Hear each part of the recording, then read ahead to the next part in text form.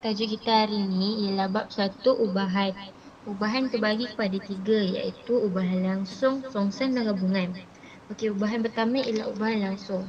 Ditulis sebagai Y berubah secara langsung dengan X dan X per Y ialah pemalar.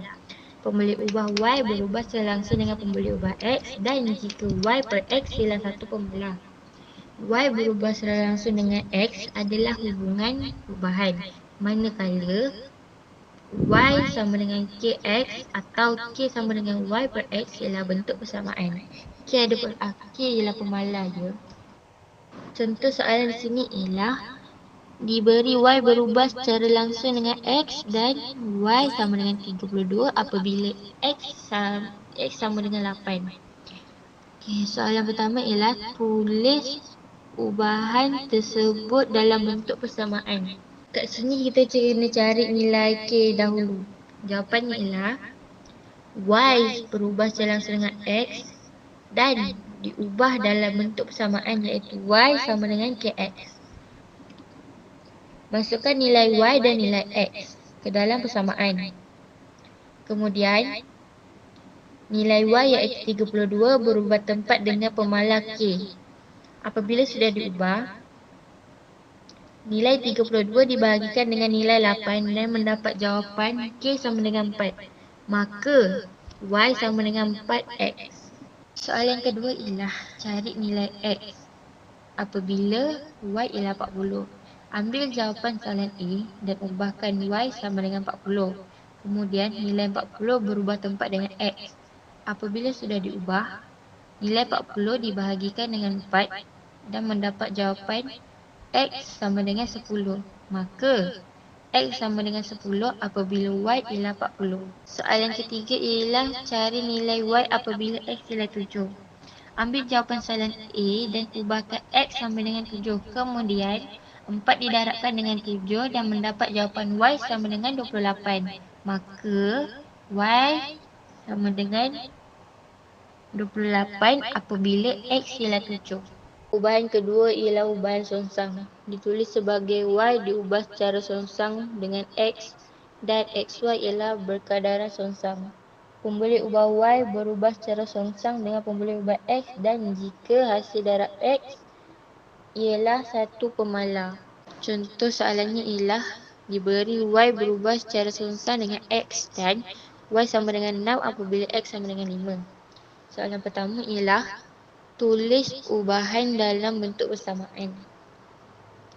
Cari nilai K terdahulu. Jawapannya ialah Y berubah secara songsang dengan 1 per X diubah dalam bentuk persamaan iaitu Y sama dengan K per X. Masukkan nilai Y dan nilai X ke dalam persamaan. Kemudian, nilai 6 berubah tempat dengan pemalar K. Apabila sudah diubah, nilai 5 didarabkan dengan nilai 6 dan mendapat jawapan K sama dengan 30. Maka Y sama dengan 30 per X.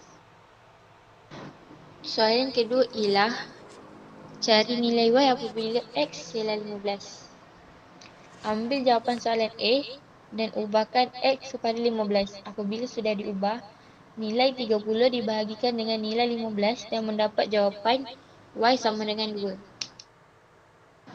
Soalan ketiga ialah cari nilai X apabila Y ialah 10. Ambil jawapan soalan A dan ubahkan Y sama dengan 10.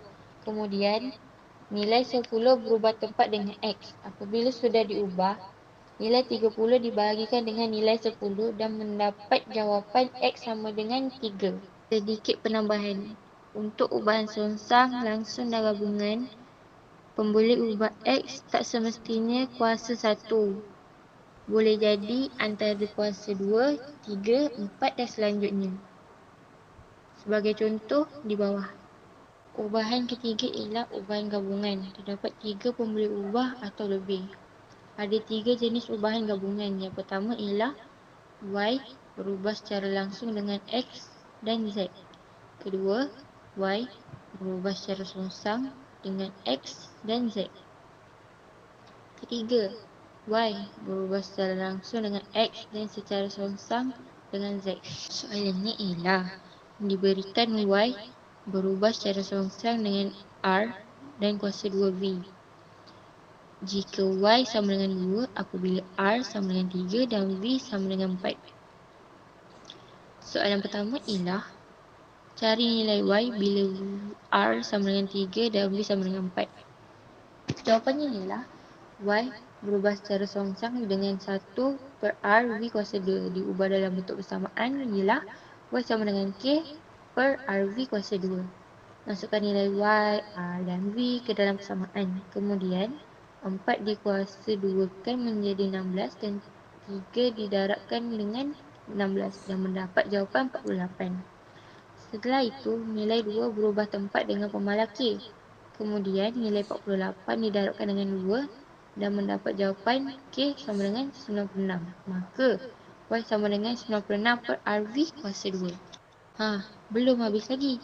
Sebab dia nak cari nilai Y. Jadi, ambil jawapan tadi dan masukkan nilai R iaitu 3 dan nilai V iaitu 4.